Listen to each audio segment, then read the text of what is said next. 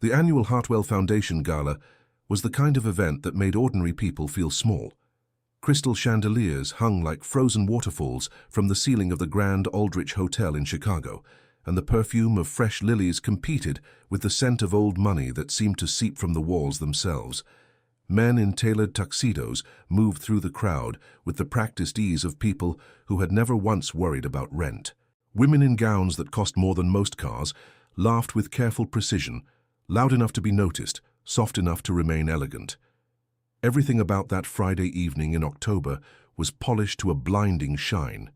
Nathan Hartwell stood near the tall window overlooking the city lights, a glass of sparkling water in his hand. He never drank at his own events.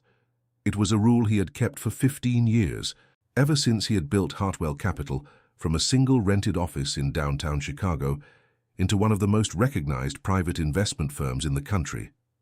At 42, Nathan had the kind of face that made people look twice. Strong jaw, tired eyes, the faint lines of someone who had worked hard and slept little. He was worth roughly $3 billion, but he carried the number the way other men carried old injuries. Quietly, and with occasional pain. He was not enjoying himself. He rarely did at these events, but his public relations director, a sharp woman named Candace, had reminded him that the Foundation's annual gala funded 12 children's hospitals across the Midwest, and that his presence was, as she put it, non-negotiable. So Nathan stood near the window, shook hands when hands were extended, smiled when smiles were expected, and counted the minutes until he could leave without anyone noticing. That was when he heard the voices, 4 of them, small, overlapping, urgent, the unmistakable sound of children who had agreed on something and were executing the plan with total commitment. He's over there. I see him, he's really tall. Don't push, Lily. I'm not pushing, you're pushing. Nathan turned slowly, not entirely sure what he was about to face. What he saw stopped him mid-turn. 4 little girls, none of them older than 9, were cutting through the gala crowd with the focus of a military unit. They wore matching navy blue dresses, clearly bought as a set, white knee-high socks, and shoes that had been polished with obvious care. The oldest one led the group, her brown hair pulled into a serious ponytail. Behind her came a pair of girls who looked strikingly similar, twins. Nathan guessed maybe 6 years old, and then the youngest, perhaps 4, who was gripping the back of her sister's dress with one fist and trying to keep up. People at the gala parted for them the way people always move for children who look like they are on a mission, with a mix of amusement and mild alarm. The oldest girl stopped directly in front of Nathan. She looked up at him with dark, serious eyes, and for a brief second, something about her expression made the air feel strange, like a door had opened somewhere inside his chest. "Are you Nathan Hartwell?" she asked. He crouched down to her level. It was an instinct, not a decision. "I am," he said. "And who are you?" "I'm Harper," she said. "These are my sisters, that's Lily and Lucy." She pointed at the twins who waved in perfect unison. "And that's May." The youngest peeked out from behind Harper's arm and offered a tiny, cautious wave. "Well," Nathan said, making his voice warm the way he always did around children, though he had almost no practice with it. "It's very nice to meet all 4 of you. Are your parents here tonight?" "Our mom is," Harper said. "She's working." She gestured vaguely toward the far end of the ballroom, where the catering staff moved in organized lines. "She's not supposed to know we came over here. We snuck away." Nathan glanced in the direction she had indicated, but couldn't identify anyone specific. "You snuck away to come talk to me?" "Yes," Harper said. She straightened her shoulders slightly, the way a person does before saying something important. "We wanted to ask you something." "Go ahead." Harper's eyes dropped briefly to his left wrist, where the cuff of his tuxedo shirt had shifted slightly upward. Then she looked back at his face. "Can we see your arm? The left one?" Nathan blinked. In 20 years of business, no one had ever opened a conversation with that particular request. "My arm?" "Your wrist," she clarified, with the patience of someone who was used to being more precise than the adults around her. Something made him do it. He couldn't explain it later. Not to Candace, not to his attorney, not even to himself. But he set down his glass, tugged back his cuff, and turned his left wrist upward. The tattoo was small and not decorative.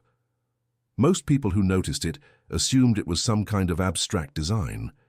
Two thin curved lines intersecting at a slight angle, like a partial compass rose that had been abandoned halfway through. It was the kind of mark that looked almost accidental, almost unfinished. Nathan had carried it on his wrist since he was 19 years old, and he had never once explained its meaning to anyone who asked. All four girls looked at it. Then all four girls looked at each other. And then Harper said the words that knocked the air from Nathan Hartwell's lungs as cleanly as a physical blow. "Our mom has a tattoo just like yours." He froze. Not the polite pause of a man searching for the right words, not the brief hesitation of someone caught off guard at a party. Nathan Hartwell went completely, absolutely still, the kind of stillness that only happens when something strikes a place inside a person that has been sealed shut for a very long time. The twins didn't notice. They were now examining the tattoo with open curiosity, Lily reaching out to almost touch it, before Lucy pulled her hand back. May had released her sister's dress and was staring up at Nathan's face with enormous eyes, apparently fascinated by the fact that he looked like a statue. But Harper noticed. She watched him with those dark, serious eyes, and she did not look away. "Are you okay?" she asked. Nathan had negotiated billion-dollar deals across tables from people trained to make him flinch. He had sat across from regulators, rivals, and reporters who had spent months building cases against him. He had buried his father, sold the house he grew up in, and once survived a small plane losing power over Lake Michigan for 90 seconds that felt like 90 years. He knew how to maintain composure. He could not maintain composure right now. "What does it look like?" he asked, and his voice came out different than he intended. Quieter, almost careful. "Your mother's tattoo." Harper described it without hesitation, as though she had memorized it long ago. Two thin curved lines, left wrist, slightly faded, like it was old. The room around Nathan seemed to recede slightly. The music, the laughter, the clink of glasses, all of it moved to some distant place while the four little girls in matching navy dresses stood in front of him and waited. There was only one other person in the world who had that tattoo. He had been there when it was made. Nathan straightened slowly, the way a man does when he's buying himself time to think. He retrieved his glass from the nearby table, took a sip of water he didn't taste, and looked out at the catering staff moving along the far wall of the ballroom. There were perhaps 20 people in white shirts and black aprons, carrying trays, refilling glasses, moving with the invisible efficiency that good service always requires. From this distance, in this light, he couldn't distinguish faces. "Harper," he said, keeping his voice steady. "How old are you?" "9, she said. "And the twins?" "6. May just turned 4 in August." Nathan did the math without meaning to. It was automatic, the way breathing is automatic. 9 years old meant Harper had been born roughly a decade ago. He filed that away without letting it show on his face. "Does your mom know you're here tonight?" he asked again, though Harper had already answered that. "No," Harper said. "She'd be upset. She doesn't like us bothering the guests." She paused. "Are you bothered?" "Not even slightly," Nathan said, and he meant it. May tugged on the hem of his tuxedo jacket. He looked down at her. She held up both arms in the universal language of small children who want to be picked up. Under any other circumstances, Nathan would have felt completely unqualified for that request. Instead, he found himself lifting her without hesitation, settling her against his side, while she grabbed his lapel with one small fist and looked around the ballroom from her new elevation with obvious satisfaction. Lucy pulled on Harper's sleeve. "We should go back," she whispered, loudly enough that Nathan heard every word. "Mum's going to do the head count." "The head count?" Nathan raised an eyebrow at Harper. For the first time, Harper looked slightly embarrassed. "She counts us every 20 minutes when we're at her work events. We're allowed to come sometimes, if we stay in the side room and don't touch anything." She glanced toward a hallway near the service entrance. "We have maybe 5 minutes." "Then I won't waste them," Nathan said. "What's your mother's name?" Something shifted in Harper's expression, a flash of caution that was startlingly adult on a 9-year-old's face. "Why do you want to know?" He respected the question. He respected it enormously, actually. "Because the tattoo you're describing is very unusual," he said carefully.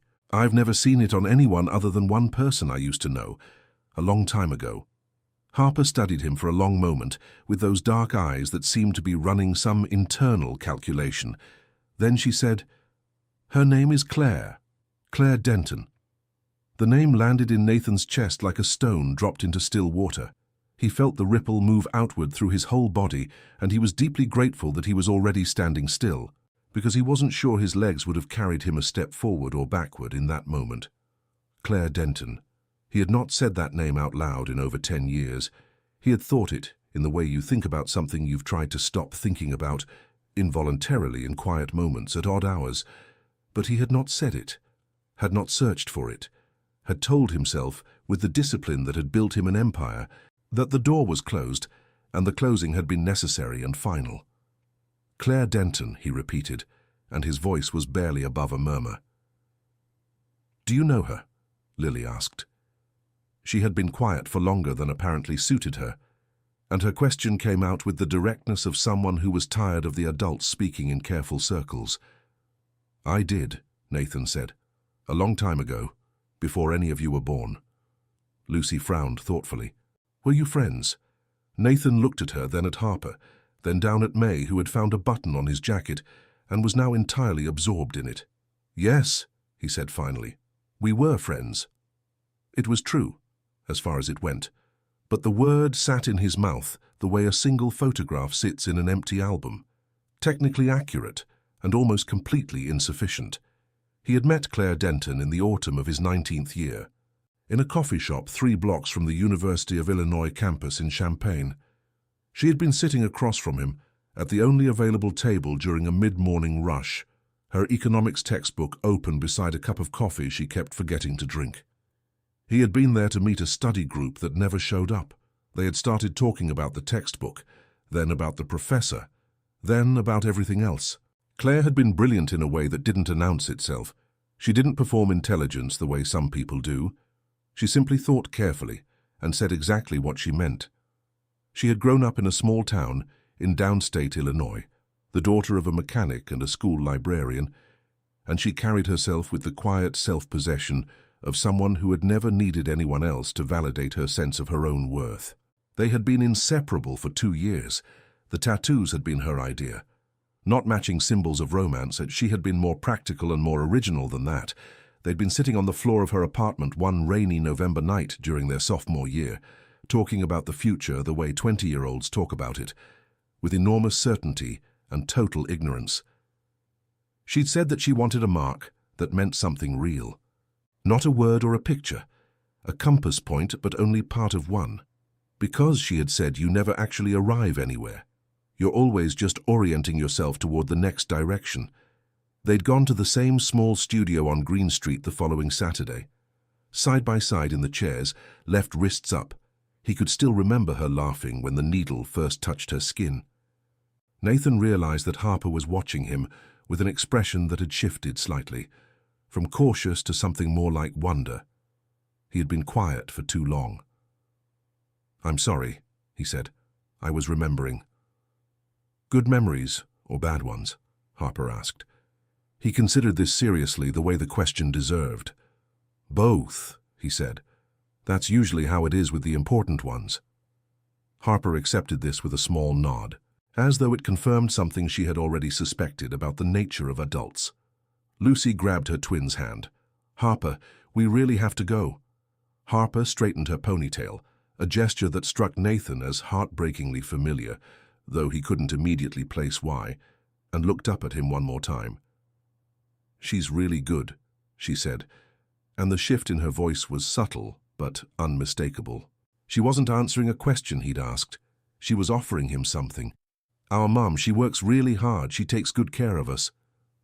"I believe that," Nathan said. "She doesn't talk about before," Harper added. "Before us, I mean. She doesn't really have old friends or old pictures. We used to ask, and she said that part of her life was like a book she'd finished reading." She paused. "I always thought that was sad." Nathan said nothing. There was nothing adequate to say. May released his lapel button and patted his cheek once with an open palm, a gesture of such uncomplicated affection that it nearly undid him completely. Then she reached to be put down, and he set her gently on the floor, and all four girls turned to go. "Harper," he said. She looked back. "Thank you for coming to talk to me." She held his gaze for a moment. "She works every Friday gala they have here," she said. "The hotel does them once a month." Then she turned and led her sisters back through the crowd, 4 navy blue dresses disappearing between tuxedos and gowns until they were gone. Nathan stood exactly where he was for a long moment. Around him, the gala continued its perfect, expensive rhythm. Nobody had noticed anything. Nobody knew that the ground had just shifted beneath the most controlled man in the room. He set his glass down on the nearest table and turned to face the direction of the catering staff.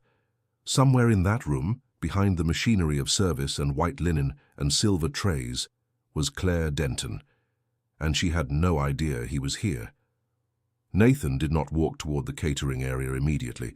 He was too careful a man for that, too aware of the weight of what he was about to do and what it might fracture if he did it wrong. Instead, he found Candace near the drink station, tapped her elbow, and told her he needed 15 minutes of privacy without anyone tracking him down for photographs or introductions. Candace had worked for him for 8 years. She could read the difference between his moods the way a sailor reads weather. She looked at his face, asked no questions, and said she would handle it. He moved along the edge of the room, staying close to the wall, using the crowd as cover the way he sometimes used silence in a negotiation, deliberately, and with full awareness of what he was doing. The catering staff worked in a rhythm that had its own logic, moving in and out of a set of double doors that led to the service corridor behind the ballroom. He positioned himself near a tall floral arrangement at the corner closest to those doors and waited. He told himself he was not sure what he was going to say. That was not entirely true. He told himself he might be wrong, that the tattoo Harper had described might be a coincidence, that there could be another explanation. That was not entirely true either. What was true was this: he was afraid.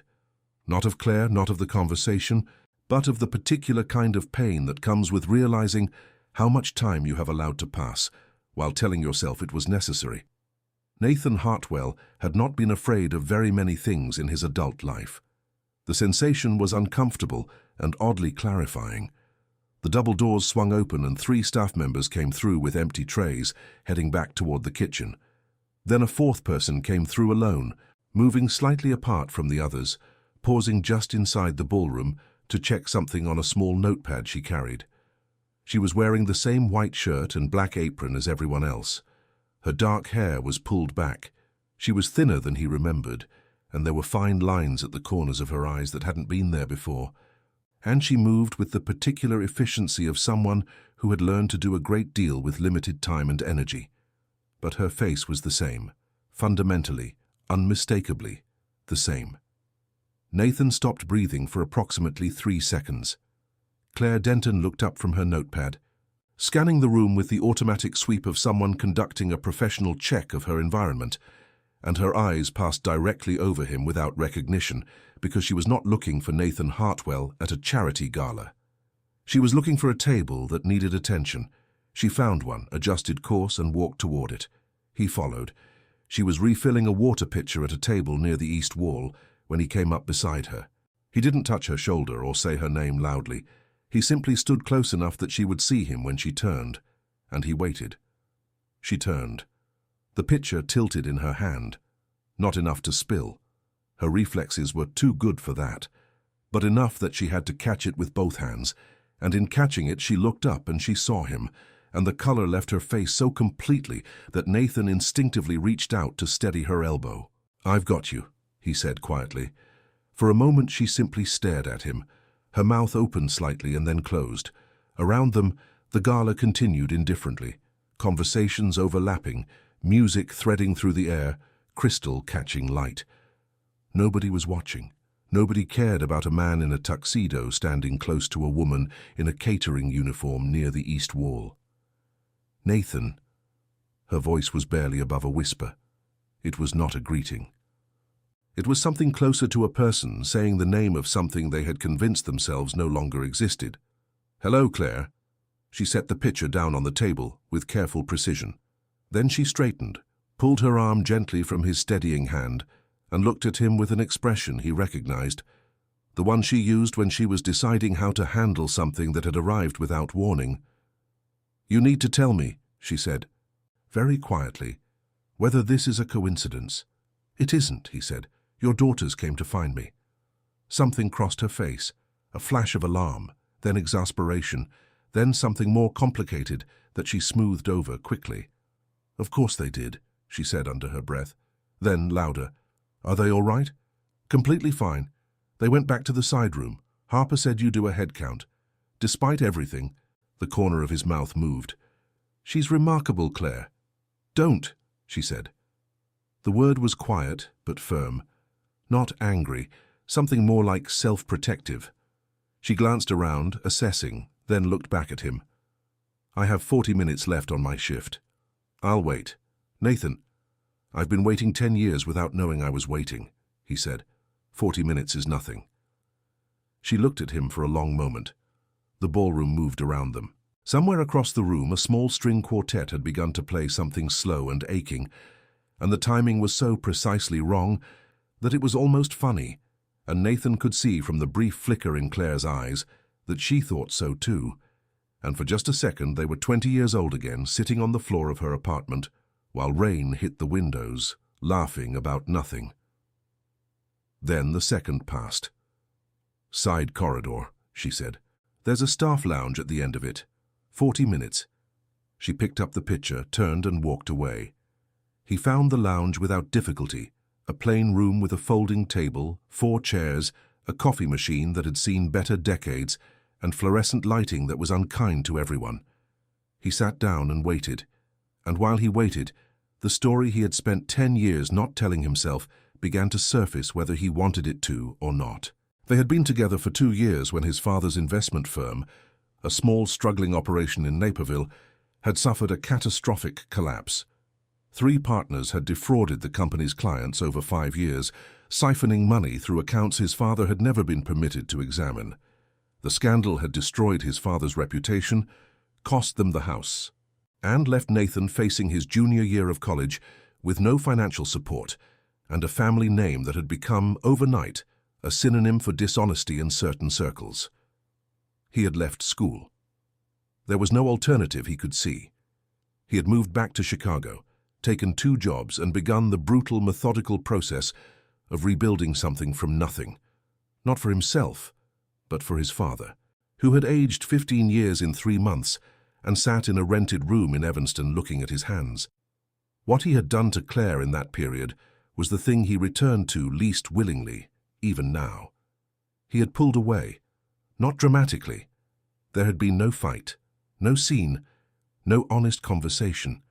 He had simply become less present, then absent, and when she had come to Chicago to find him, he had told her, with the cold, closed-off certainty of a 21-year-old who believed he was protecting her from something, that he couldn't do this anymore, that she deserved someone who could actually be there, that he was going to be consumed by what was coming for years, and she should not wait. She had looked at him for a long time after he said it. Then she had nodded once, picked up her bag, and left.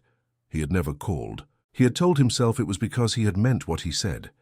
Later, when the company was built and the money was real and the reasons were gone, he told himself it was too late. And later still, he stopped telling himself anything at all about it, because the telling had become too uncomfortable to sustain. Claire came into the lounge at exactly 40 minutes. She had removed the apron. She sat down across from him and folded her hands on the table and looked at him directly, the way she had always done. No performance, no distance. "The girls saw your tattoo," she said. "It wasn't a question." "Harper asked to see my wrist," he said. She was very methodical about it. I think she planned the whole approach. For the first time, something softened slightly in Claire's expression. "She's been asking me about that tattoo since she was 5. I told her it was from when I was young, and that it meant something about finding your direction." She paused. "I never told her there was someone else with the same one." She figured it out herself, Nathan said, or guessed enough of it. Claire was quiet for a moment. What do you want, Nathan? He had prepared an answer to this question on the walk from the ballroom.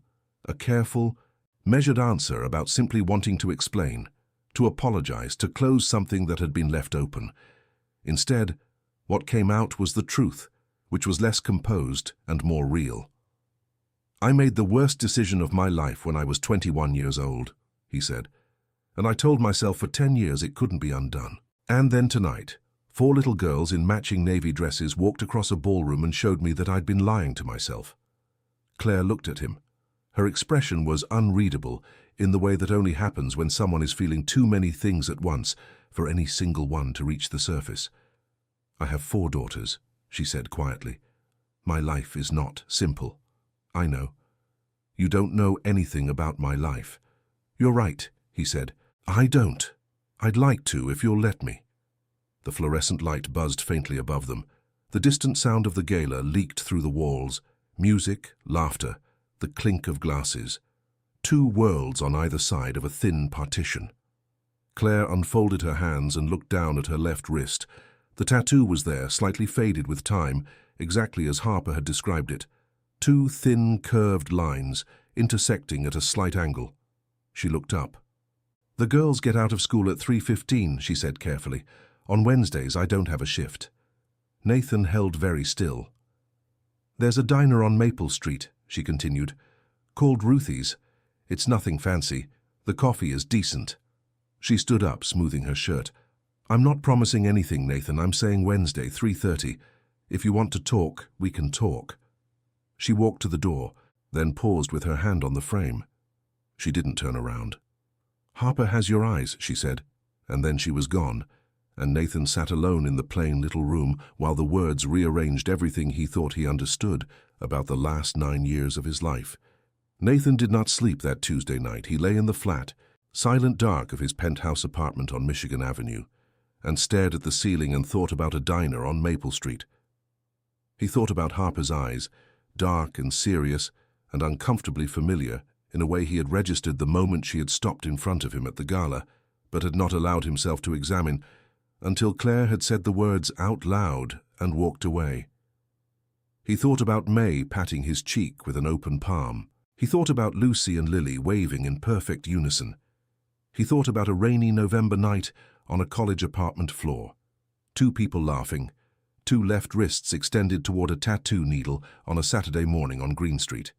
He got up at 5 and made coffee and stood at the floor-to-ceiling window, watching Chicago come alive in the gray early light, and he allowed himself to think the thought he had been circling all night without landing on, Harper has your eyes.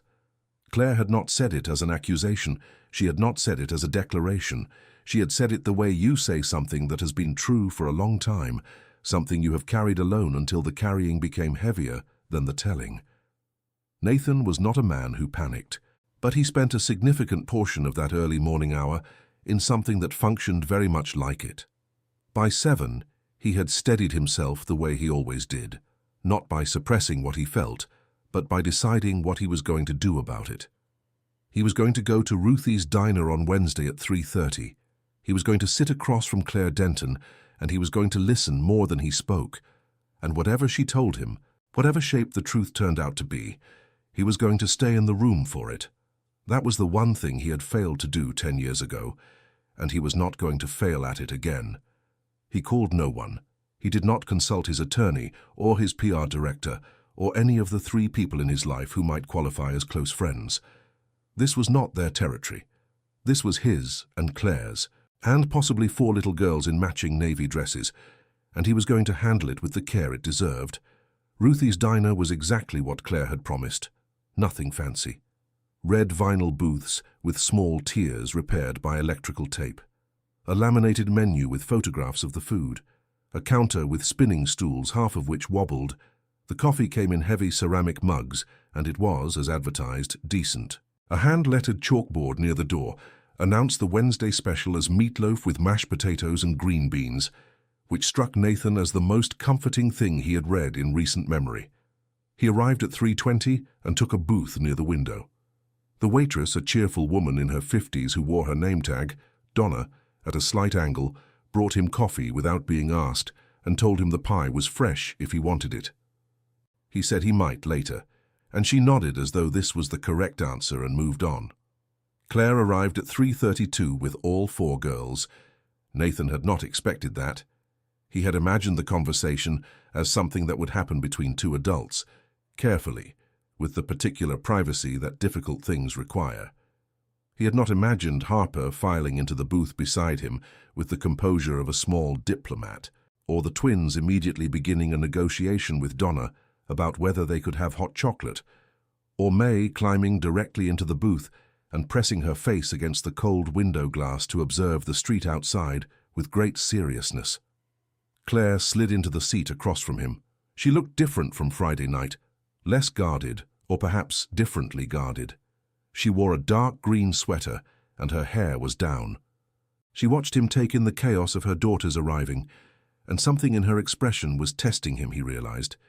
Not cruelly, but honestly. "This is my life," the look said. "This is what it actually is. Can you sit inside it without flinching?" He didn't flinch. "Hi again," Harper said beside him, unwrapping her scarf with authority. "Hi again," Nathan said. "I told Mom you were nice," she added. She said she already knew that. Claire looked at the menu without comment, but the faint color that rose in her face was not nothing. Donna came and took the order: hot chocolates for the twins, apple juice for May, coffee for Claire, pie for Nathan, per the earlier commitment.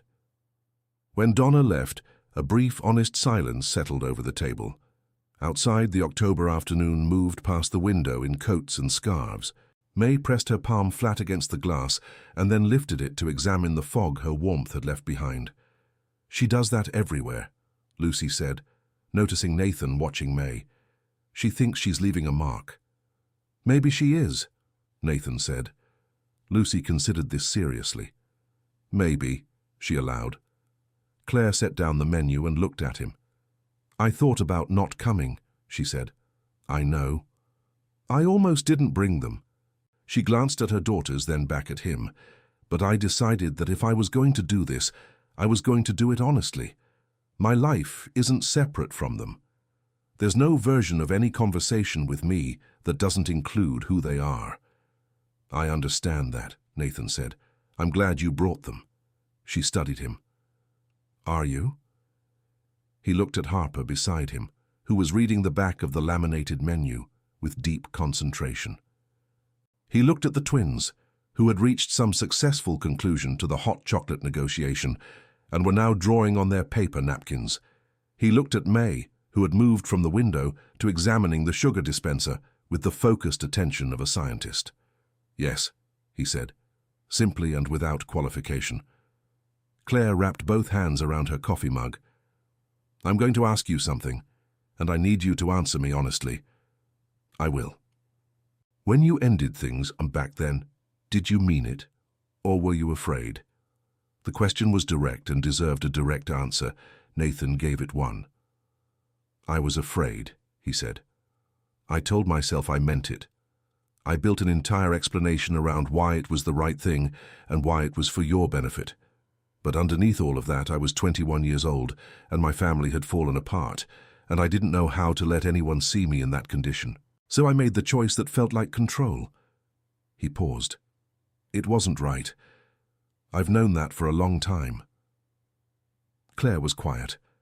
The diner moved around them. Donna calling an order through to the kitchen, the bell above the door chiming as someone came in from the cold, the twins arguing cheerfully about whose napkin drawing was better. "I moved 4 times in 2 years after that," Claire said. "I finished my degree at night school while I was working. I built a life that was entirely mine. I'm not telling you that to make you feel guilty. I'm telling you because I need you to understand that I'm not the same person I was, and the life I have now. Messy and loud and financially ridiculous as it sometimes is, I love it. I love them. I would not trade any of it." "I know," Nathan said. "I can see that." She met his eyes. "Harper was born 9 months after you ended things," she said quietly enough that it was only for him. "I didn't know until it was already its own fact. I thought about finding you. I decided you had made your choice and that we didn't need you to make ours." Her jaw was steady, but her voice had something fine and breakable running through it. "I stand by that decision. I would make it again, but I won't pretend it was easy." Nathan did not speak for a moment. He looked at Harper, who had put down the menu and was now watching him with those dark, serious eyes. His eyes, he could see it clearly now, the shape and the stillness of them. And the love he felt in that instant was so large and so sudden, and so completely without precedent in his experience, that he had no framework for it whatsoever. "Harper," he said. She looked at him. "I don't know how to do this," he said honestly. "I've never done anything like this, but I would very much like to try if your mom agrees and if you want me to." Harper turned to look at Claire. A long, considered look passed between mother and daughter, the kind of communication that exists between people who have been each other's primary company for years, wordless and complete. Then Harper turned back. "You should probably start with pie," she said, "and then we'll see." Donna arrived at that precise moment with the pie, and Lucy cheered and May abandoned the sugar dispenser to investigate, and Claire laughed, a real laugh, sudden and unguarded, the one Nathan remembered from a rainy night 20 years ago. And for the first time in longer than he could honestly calculate, something in his chest that had been braced against the world simply let go. The Wednesdays became a standing arrangement, then occasional Saturdays at the park, then, in the cautious and unhurried way that real things build, something larger, two people relearning each other not as who they had been, but as who they were now, with four small clear-eyed witnesses keeping an honest account. Harper never made it easy, which was exactly right. She asked hard questions and remembered every answer, and held him to consistency the way only a 9-year-old who has learned to trust carefully truly can. The twins adopted him with the uncomplicated enthusiasm of 6-year-olds who had decided a thing was good and saw no reason to complicate it. May, for her part, patted his cheek every time she saw him, open palm, deliberate as though marking something. He bought a house in Claire's neighborhood in the spring, not to crowd her. They were not there yet, and both of them were honest enough to know that arriving was different from rushing, but to be present, to be findable, to be, finally and without qualification, in the room. On a Wednesday afternoon in April, sitting at the same red vinyl booth at Ruthie's while Donna refilled their mugs without being asked, Claire rested her left wrist on the table beside his. Two tattoos side by side, slightly faded, slightly worn, still there, two partial compass points that had spent a long time pointing away from each other before finding, in the most unexpected room, in the most unexpected way, the same direction again. "A book you'd finished reading," Nathan said quietly. Claire looked at him. "Apparently it had a sequel," she said. Outside, the Chicago spring moved past the window, bright and unhurried, and full of the particular promise of things beginning again. Inside, May pressed her small palm against the glass and lifted it, and looked at the mark she had left with a satisfaction so complete and uncomplicated that everyone at the table, even Harper, had to smile. Some marks, it turns out, are exactly meant to last.